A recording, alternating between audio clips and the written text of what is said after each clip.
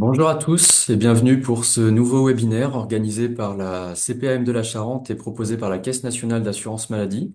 On est très content de vous accueillir aujourd'hui pour cette nouvelle séance, une séance un petit peu particulière parce qu'elle est destinée à vous, employeurs de la fonction publique, pour le signalement d'arrêt de travail en DSN. Je suis Anthony Mérigeau, chargé de la relation en entreprise à la CPM de la Charente et je suis accompagné à la régie de Vanessa Corbino, responsable des revenus de remplacement et des risques professionnels. On est ensemble ce matin pour une durée d'environ 45 minutes où on va vous présenter donc un support que vous recevrez donc à l'issue du webinaire avec une foire aux questions. Et également, ce webinaire est enregistré, donc un replay sera à disposition sur notre site webinaire.cpam16.fr. On vous rappelle que vos micros et vos caméras sont coupés.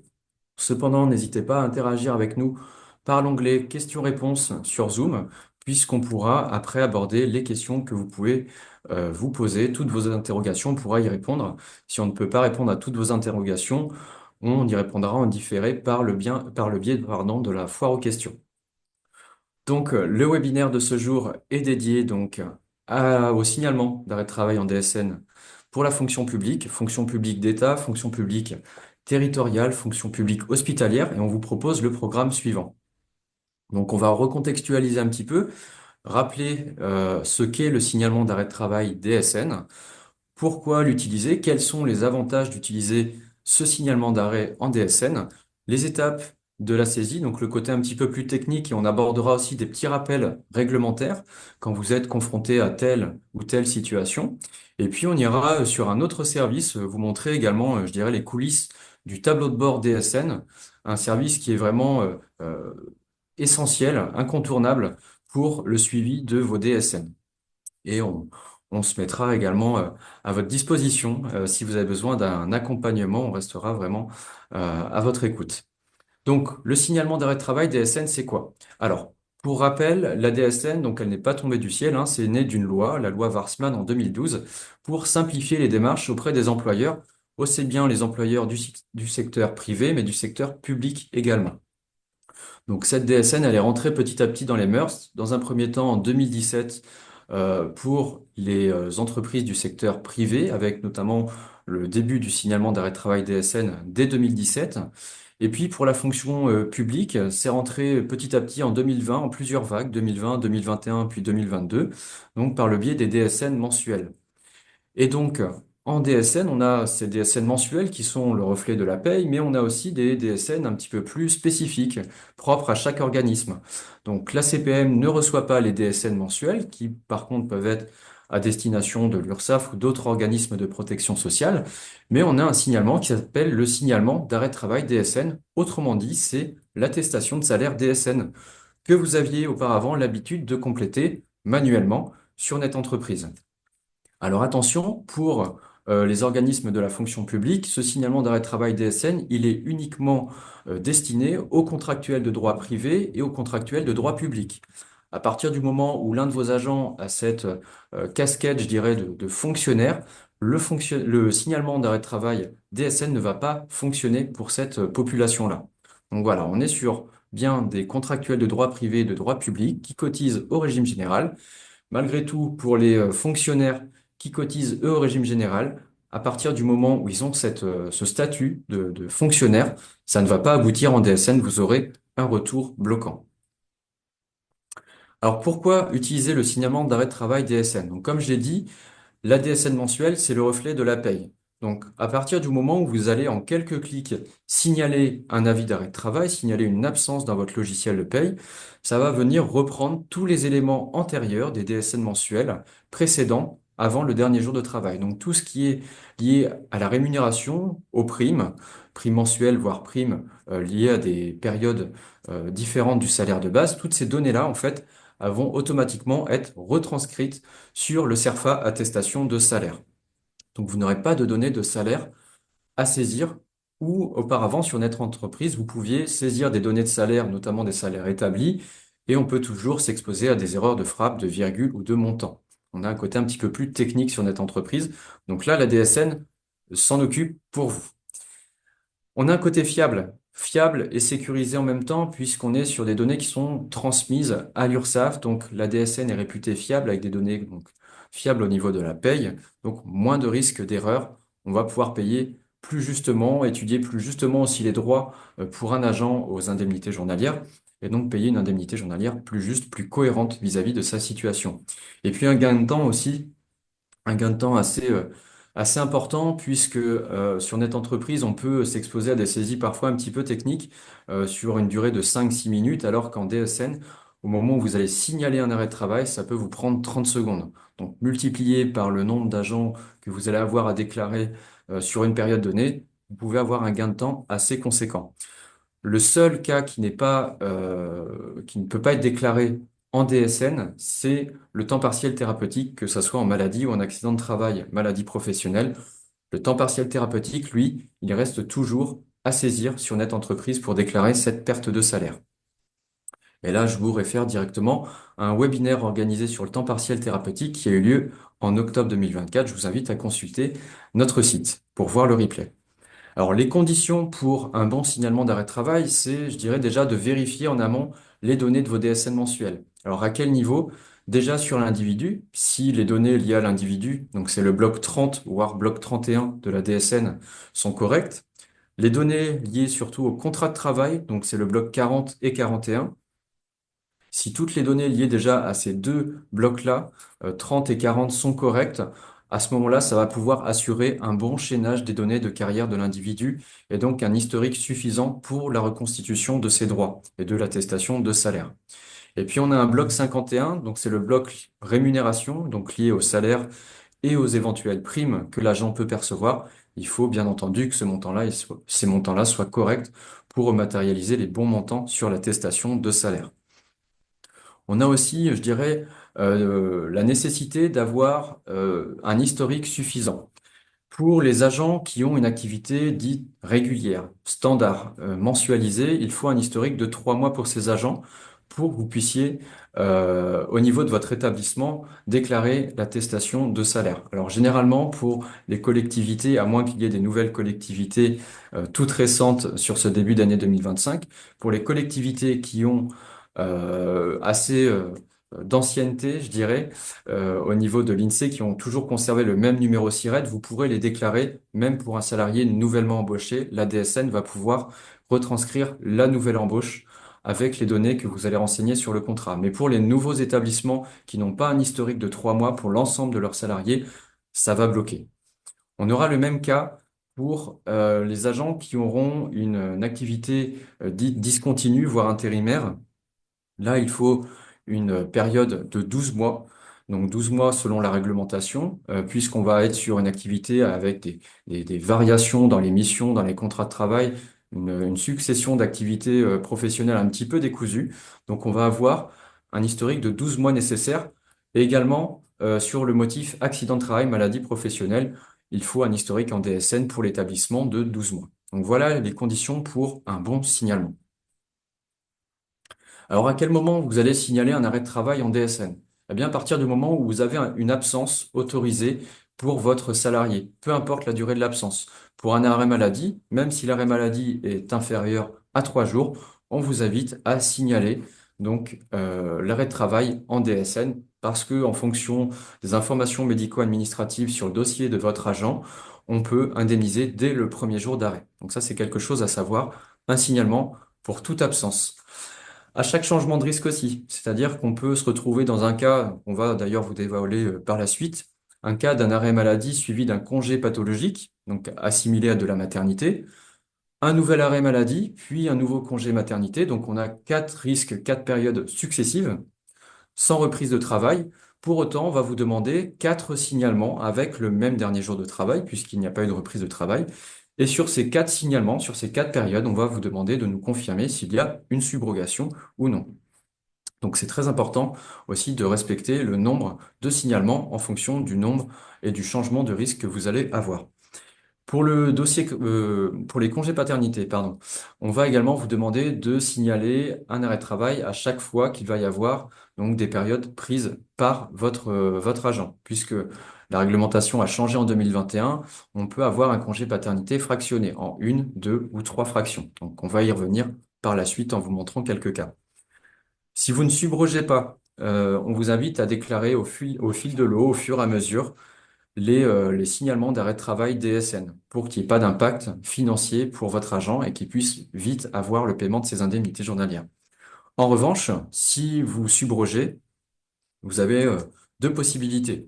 Soit vous continuez à les déclarer au fil de l'eau pour, je dirais, assurer une certaine facilité, une certaine aisance au niveau de la gestion de votre trésorerie, ou alors vous avez l'autorisation de stocker tous vos signalements d'arrêt de travail DSN avec votre DSN mensuel. C'est-à-dire que quand vous allez envoyer votre DSN mensuel, eh bien, les signalements d'événements de tous les arrêts de travail que vous avez transmis sur le mois en cours vont eux aussi partir en même temps. Donc, c'est aussi autorisé par la charte DSN.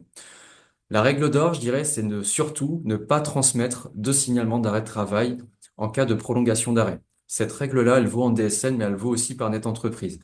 À partir du moment où vous avez un avis d'arrêt de travail initial avec des prolongations successives sans reprise de travail, une seule attestation de salaire suffit, un seul signalement d'arrêt DSN suffit pour l'arrêt initial et toutes les prolongations successives, et vous allez définir la période de subrogation en fonction du maintien de salaire maximum autorisé par la collectivité. Alors, on vous a mis un petit schéma ici que je vais simplifier, où on va avoir des données propres liées au DSN mensuel. Donc, ce sont les données du bloc 0 au bloc 52. Donc ces données-là, en fait, elles vont regrouper les DSN mensuels, donc au niveau de l'individu, de l'établissement, de son activité, de sa rémunération, de son contrat de travail également. Donc ces données-là, on pourra vraiment se focaliser sur la conformité de ces données pour qu'on ait les bonnes informations sur l'attestation de salaire. Au moment où vous allez effectuer votre signalement, vous n'aurez pas la main sur ces données-là. Vous pourrez éventuellement les modifier s'il y a une erreur dans la prochaine DSN mensuelle avec une DSN mensuelle annulée en place. Mais au moment du signalement, vous n'aurez pas la main pour agir dessus. Par contre, vous aurez la main pour agir sur les données du bloc 60. Donc le bloc 60, c'est le bloc lié au signalement d'arrêt de travail DSN. Ce signalement-là, donc, on a dedans des rubriques dans ce bloc, donc les rubriques sur le motif de l'arrêt de travail, sur le dernier jour de travail, sur la date de fin prévisionnelle. Donc, on y reviendra aussi sur cette date de fin prévisionnelle, sur la subrogation avec la date de début, la date de fin, et également les coordonnées bancaires que vous allez utiliser. Donc voilà, sur ces données du bloc 60, vous allez pouvoir agir à l'instant T et éventuellement vous pourrez venir corriger, on va le voir tout à l'heure, par des signalements annulés en place en agissant ponctuellement sur ces données du bloc 60. Avant de passer à la suite, on vous propose tout de suite pour interagir avec nous un petit quiz. Donc, on va voir si vous avez bien suivi, si vous avez bien compris l'essentiel. La DSN génère davantage d'erreurs dans les attestations de salaire que lorsqu'elles sont saisies manuellement sur Net Entreprise. Est-ce que c'est vrai ou est-ce que c'est faux? Donc, on vous laisse quelques instants pour répondre à cette question. Et pour ceux qui ont commencé à répondre, vous pouvez déjà commencer à répondre à la deuxième question. Je vois que c'est déjà fait. Donc, après mon agent dans mon logiciel, j'envoie mon signalement d'arrêt de travail en DSN depuis mon logiciel de paye pour déclarer une absence maladie. Est-ce que je dois effectuer une démarche supplémentaire auprès de la CPAM? Donc là encore, on vous laisse quelques instants pour répondre. Et ensuite, on se permettra de partager les résultats, de les commenter.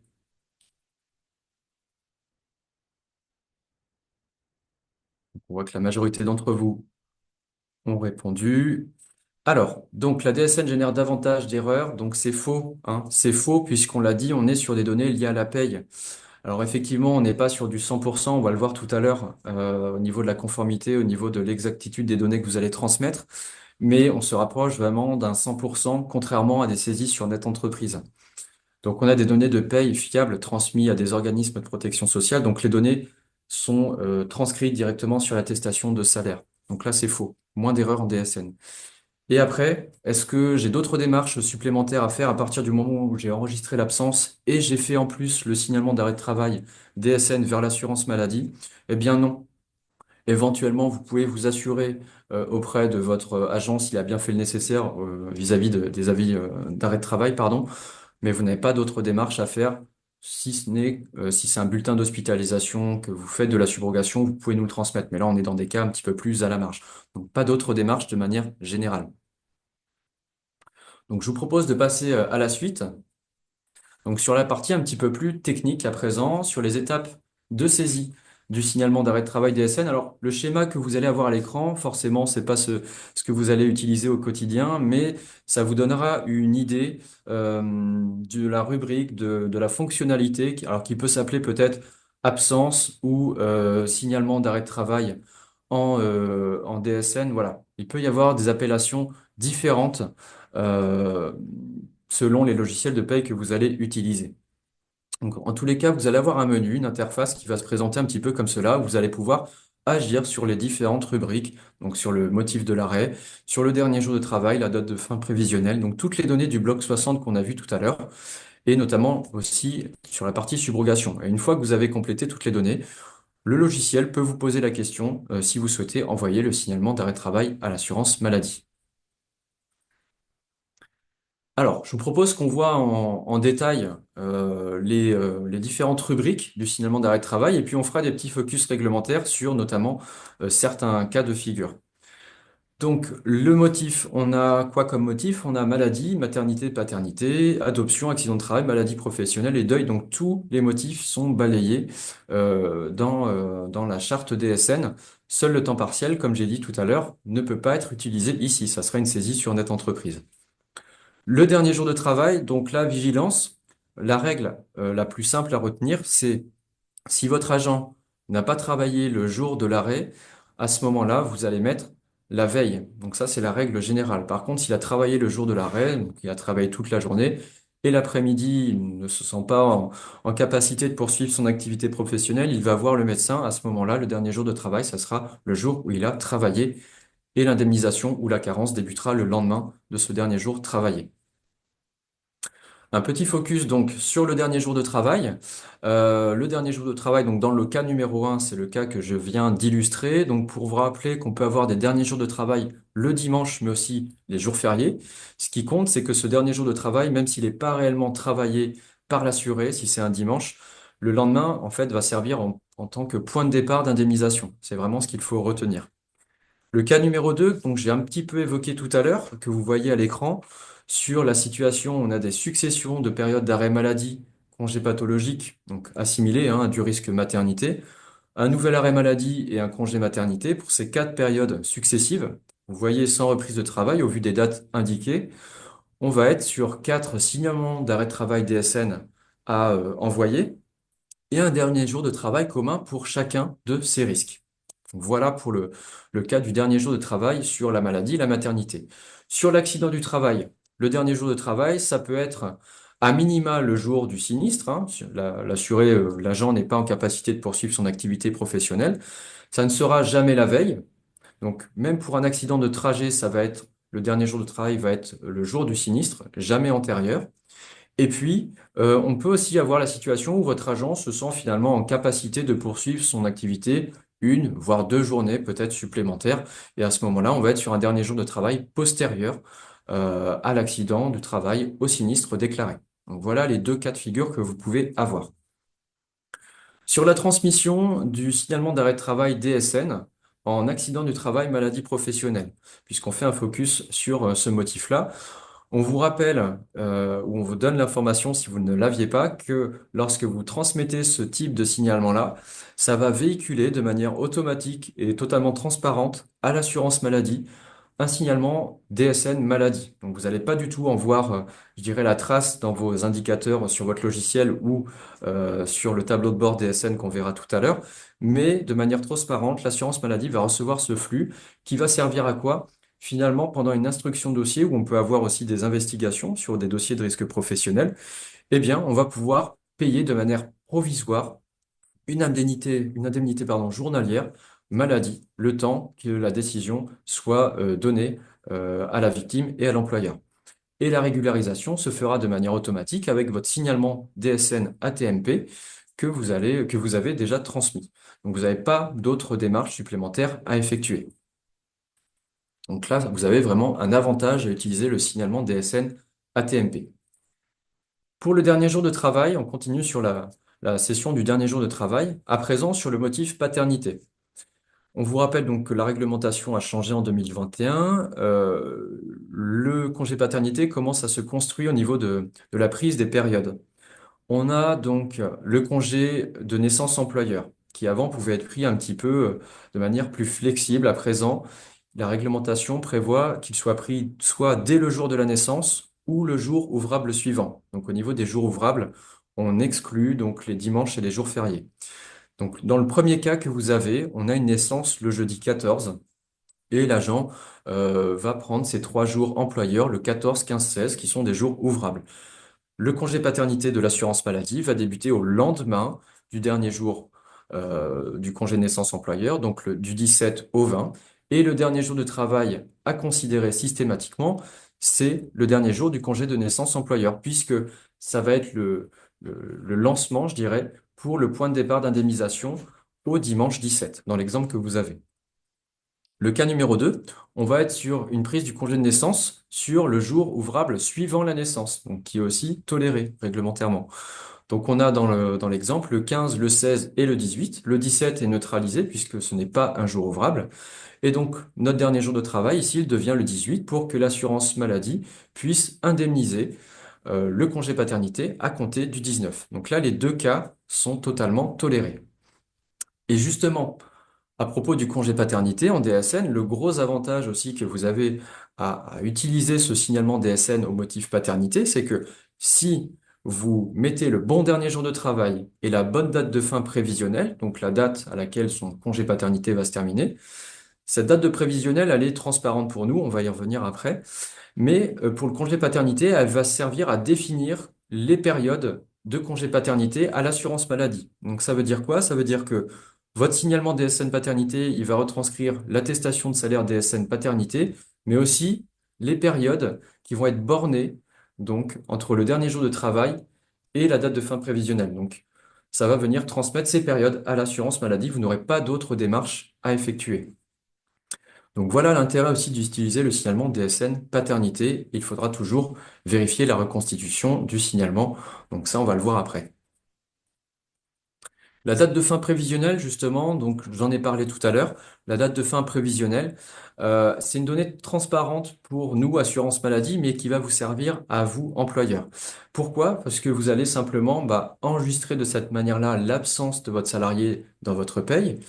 Et à chaque prolongation d'arrêt de travail que vous allez recevoir, pour les prolongations d'arrêt de travail maladie, vous allez simplement modifier la date de fin prévisionnelle au vu de la prolongation que vous recevez. Donc ça, vous l'enregistrez dans votre DSN mensuel. Pour autant, on l'a dit tout à l'heure, vous ne transmettez pas de nouveaux signalements quand vous avez une prolongation. Vous avez déjà transmis un signalement pour l'arrêt initial qui va suffire pour l'arrêt initial et toutes les autres prolongations. Donc la date de fin prévisionnelle, elle va surtout servir à être modifiée pour vous pour justifier l'absence dans le logiciel. La date de reprise de travail, alors on va revenir juste à la slide précédente. La date de reprise de travail, lorsque votre agent reprend son travail, donc il va falloir l'alimenter. Si vous n'allez pas l'alimenter, ça va transmettre euh, un signalement à l'assurance maladie dans les 5 à 6 mois suivant le dernier jour de travail déclaré. Ce signalement, il va être émis à tort si votre agent a repris le travail, si son arrêt a duré quelques semaines, par exemple 2 ou 3 semaines. Donc, ça va envoyer un signalement supplémentaire qui n'est pas utile à l'assurance maladie. Donc, l'idée, c'est vraiment de clore son absence par cette reprise de travail. Alors, on peut aussi avoir d'autres reprises de travail, des reprises qu'on appelle anticipées, par contre, là, qui sont essentielles pour l'assurance maladie puisqu'elles vont servir à délimiter, à stopper le paiement des indemnités journalières. Donc, à partir du moment où vous avez connaissance de la reprise anticipée, c'est-à-dire que votre agent a un arrêt de travail jusqu'au 31 mars, mais finalement il reprend le travail le 28 mars, vous allez vite indiquer la reprise de travail anticipée au 28 mars pour que ça puisse bloquer les indemnités journalières qui vont être payées jusqu'au 27. L'idée, c'est de pas faire d'indu, de ne pas créer de régularisation vis-à-vis de l'agent ou vis-à-vis de l'employeur. Donc la reprise anticipée, elle est très importante. La subrogation, donc là, les règles ne changent pas, comme c'est le cas sur Net Entreprise. On vous invite à mettre les dates maximales selon le maintien de salaire autorisé par la collectivité, selon le statut de l'agent, selon son ancienneté, selon, je dirais, les mœurs ou la pratique de paye de l'établissement. Donc, ne jamais limiter la subrogation à l'arrêt de travail initial, parce qu'en cas de prolongation, si vous avez limité la subrogation à l'arrêt de travail initial, les indemnités vont être versées à votre agent. Donc il faut tout le temps mettre le maintien de salaire maximum que vous allez pouvoir pratiquer vers l'agent. Donc ça peut être 6 mois, ça peut être un an. Et en fonction aussi de la notion de plein traitement, demi-traitement ou zéro traitement que vous allez faire. Ces notions-là de plein traitement, demi-traitement ou zéro traitement, l'assurance maladie n'en a pas connaissance, hein. Ce sont des données liées à la paye. Donc nous, on ne peut pas voir ces données-là. On va uniquement faire le paiement par rapport aux données liées à la subrogation que vous allez compléter. Donc pour la subrogation, mettez bien les bonnes dates et attention derrière au niveau des coordonnées bancaires que vous allez choisir. Donc les coordonnées bancaires, vous pouvez en avoir plusieurs enregistrées dans votre logiciel de paye. Vous pouvez peut-être en avoir un pour les cotisations URSSAF et un autre pour les paiements assurance maladie. Donc veillez à utiliser les bonnes coordonnées bancaires pour la réception des indemnités journalières parce que s'il y a erreur, ça engendrera donc une mise à jour des coordonnées bancaires et un ralentissement après des paiements qui vous sont dus. On vous rappelle donc également que un SIRET ne peut accueillir qu'un seul RIB, bien entendu. Alors, là, on a vu un petit peu les différentes données du signalement. Donc, vous envoyez votre signalement d'arrêt de travail DSN. Soit vous allez avoir un logiciel, une interface applicative qu'on appelle API qui va transmettre un flux automatiquement à l'assurance maladie, un flux automatique. Soit votre logiciel, en fonction, je dirais, du degré de maturité de l'éditeur, va vous proposer une extraction d'un fichier DSN. Mais donc, cette extraction, il faut bien en faire quelque chose. Il faut aller la déposer sur NetEntreprise. Donc, on va regarder maintenant étape par étape comment ça se passe. Donc après, vous êtes connecté sur NetEntreprise, vous avez cette page d'accueil donc que vous connaissez maintenant, et vous avez les différents services. Nous, on va s'intéresser au service la pastille jaune qui est DSN régime général. Donc vous allez cliquer sur DSN régime général. En cliquant ici, vous allez avoir donc cette interface avec les couleurs plutôt mauves. Vous allez avoir un récapitulatif notamment des DSN mensuels ou des signalements d'événements. Et en dessous, vous avez le dépôt d'un nouveau fichier. Donc ça va se passer ici. Vous allez simplement déposer votre fichier DSN et vous allez pouvoir l'envoyer. Donc voilà, on est sur une action un petit peu plus mécanique qui se fait en plusieurs temps, alors que pour certains, peut-être que le flux part directement vers l'assurance maladie. Donc on est quand même sur des étapes assez courtes. Contrairement à la saisie d'une attestation de salaire sur NetEntreprise, où là, on avait parfois 7, 8 étapes de saisie nécessaires. Donc, l'attestation NetEntreprise, on vous rappelle que vous l'utilisez sur demande uniquement de la CPM ou pour les temps partiels thérapeutiques. C'est tout. Un signalement DSN peut être aussi un signalement DSN correctif. À partir du moment où vous identifiez une erreur, vous pouvez identifier une erreur soit sur des données du bloc 60 qu'on a vu tout à l'heure, donc ça peut être le dernier jour de travail, le motif de l'arrêt, ça peut être sur la subrogation. Il est encore temps peut-être parfois de faire un signalement DSN annulé remplace. Donc en fait, c'est une attestation rectificative. Donc, vous allez l'effectuer dans les mêmes conditions. N'hésitez pas à vous rapprocher de votre éditeur de logiciel pour voir si cette fonctionnalité d'annuler remplace, en principe oui, elle a été bien développée par l'éditeur.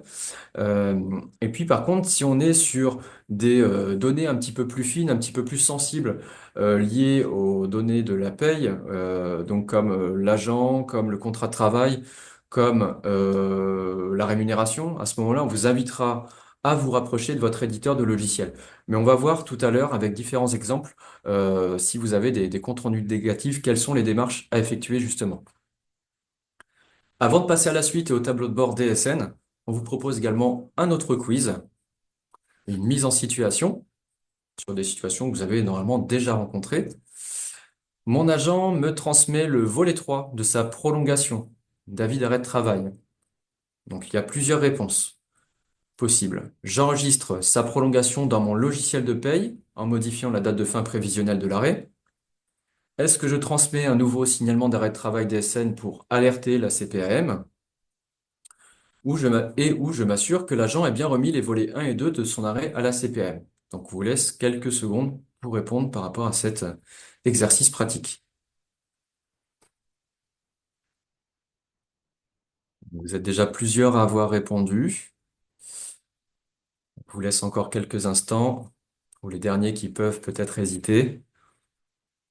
Et ensuite, on va partager les résultats et les commenter. Donc, vous avez tous très bien répondu. Donc, c'est parfait. C'est effectivement ça. J'enregistre la prolongation dans mon logiciel de paye. J'enregistre l'absence. Puis après, je signale. Je ne signale pas, pardon, je modifie la date de fin prévisionnelle. Je ne signale surtout pas. Je modifie la date de fin prévisionnelle avec cette prolongation. Je ne fais rien de plus quand j'ai une prolongation d'arrêt. Éventuellement, et surtout en cas de subrogation, quand vous faites le maintien de salaire, vous pouvez vous assurer auprès de votre agent qu'il a bien transmis les volets 1 et 2 à l'assurance maladie ou que s'il s'agit d'un arrêt dématérialisé, il y a de fortes chances, pardon, pour que l'arrêt soit déjà reçu.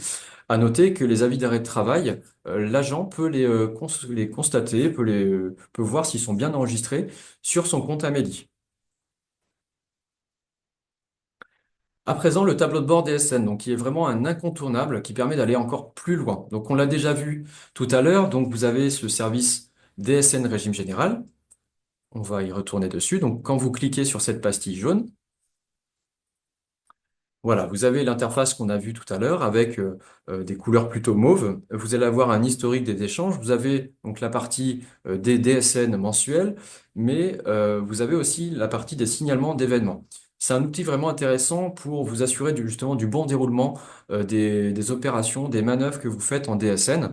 Donc là, le dépôt de fichiers, on l'a vu. Maintenant, à partir du moment où vous envoyez ce fichier, vous envoyez ce signalement DSN, il faut s'assurer derrière que l'assurance maladie a bien reçu le signalement.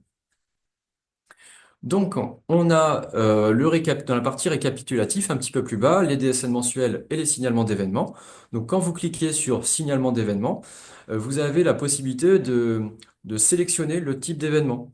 Donc, on peut avoir les arrêts de travail, on peut avoir la reprise une reprise d'activité suite à un arrêt de travail, on peut avoir pour la partie France Travail les fins de contrat de travail.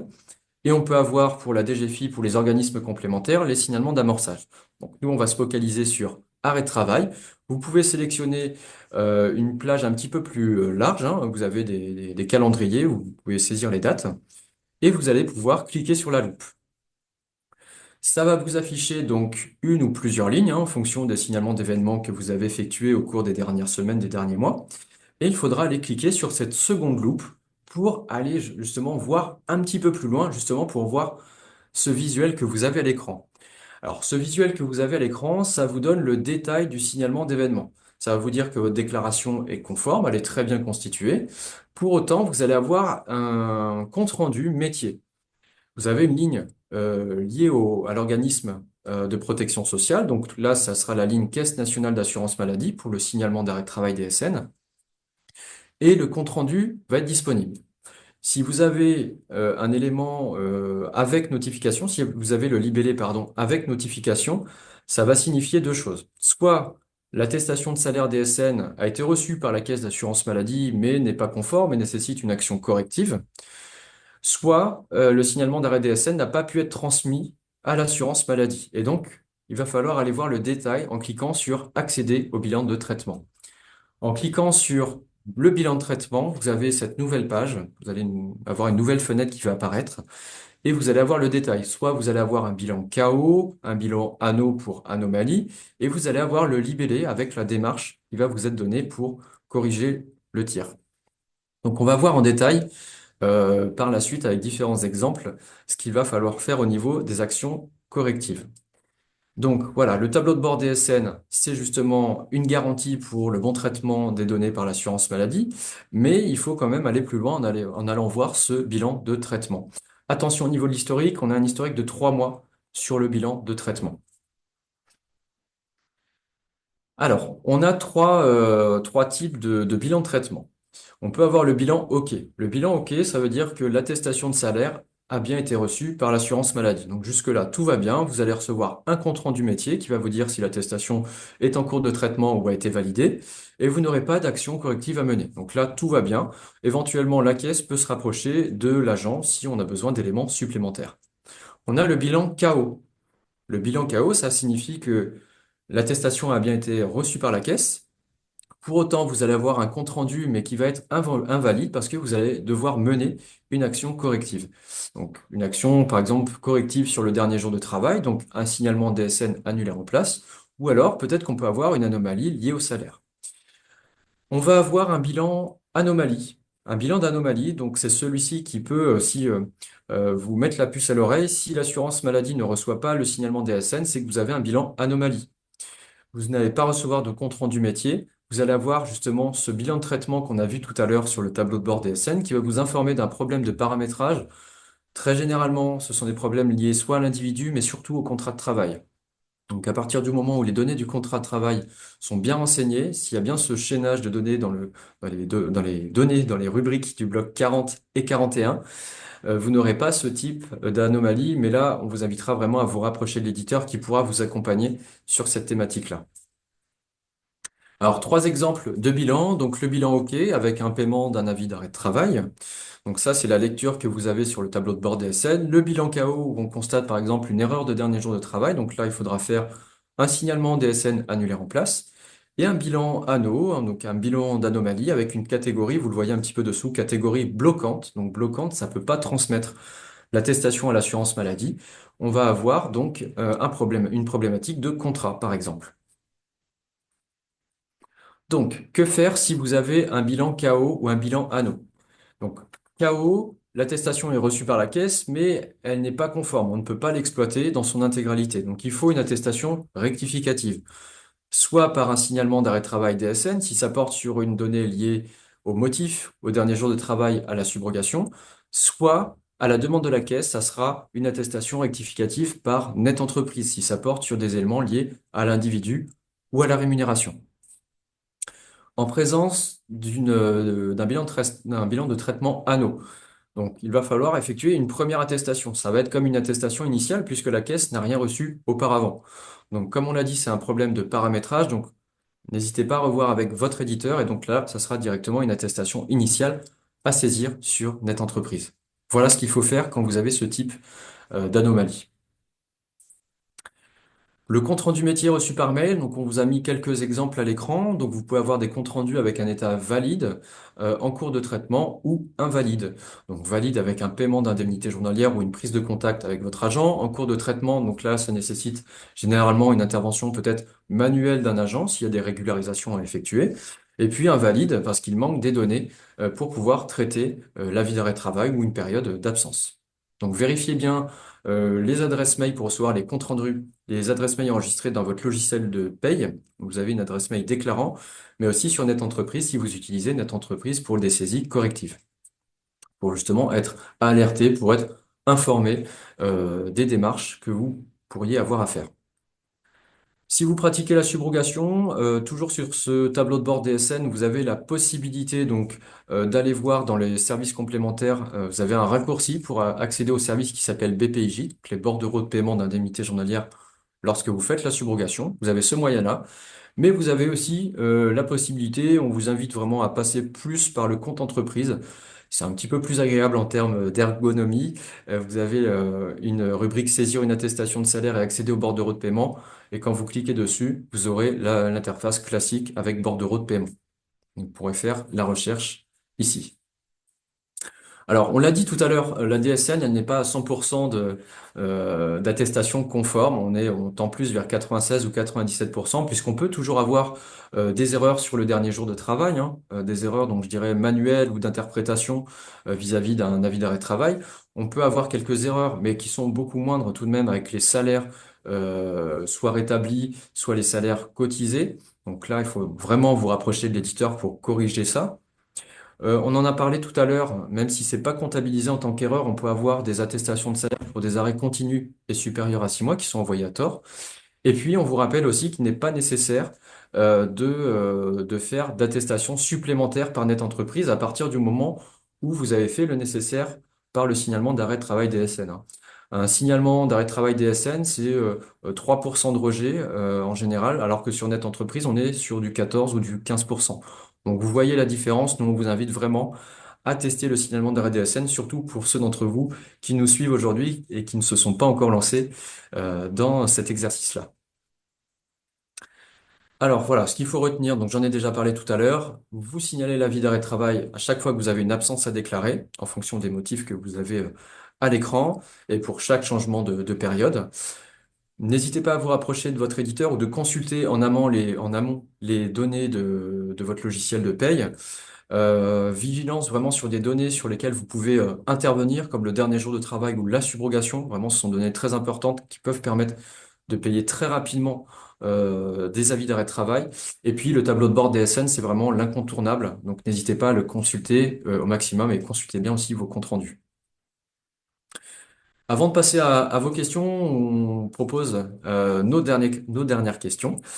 Avec une mise en situation, si la CPAM ne reçoit pas mon signalement d'arrêt DSN, cela signifie une erreur de dernier jour de travail ou de subrogation, la présence d'une anomalie liée aux données du contrat ou de l'individu, ou l'absence de prescription d'arrêt de travail dans les bases de données de la CPAM. Donc il n'y a qu'une seule bonne réponse. On vous laisse quelques secondes pour répondre à cette première question.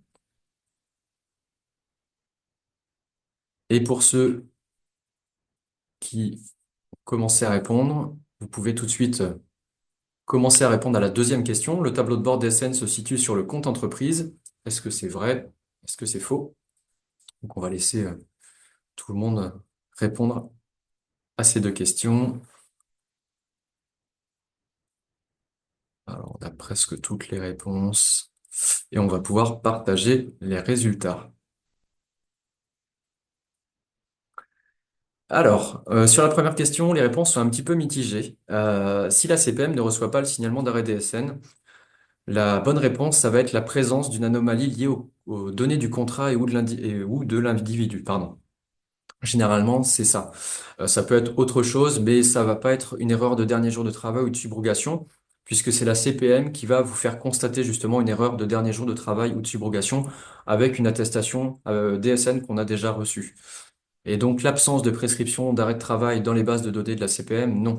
Vous pouvez très bien envoyer un signalement d'arrêt de travail DSN pour un arrêt initial et des prolongations, mais si le salarié n'a jamais envoyé les volets 1 et 2 de ces différents avis d'arrêt de travail, nous on va recevoir quand même les attestations de salaire. C'est simplement qu'on ne pourra pas les payer puisqu'on n'a rien enregistré, on n'a rien reçu.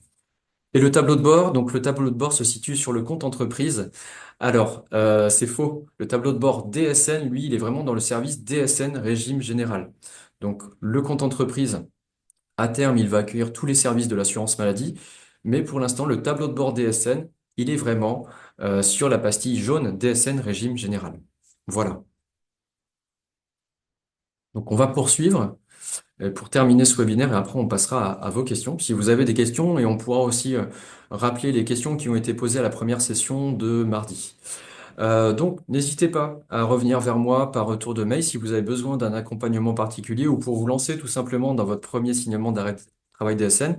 L'idée c'est vraiment de tester, de voir ce que ça donne. Si ça fonctionne bien, bah, on vous donnera le feu vert. Sinon on vous dira bah non là peut-être revoir avec l'éditeur ou alors modifier telle ou telle donnée.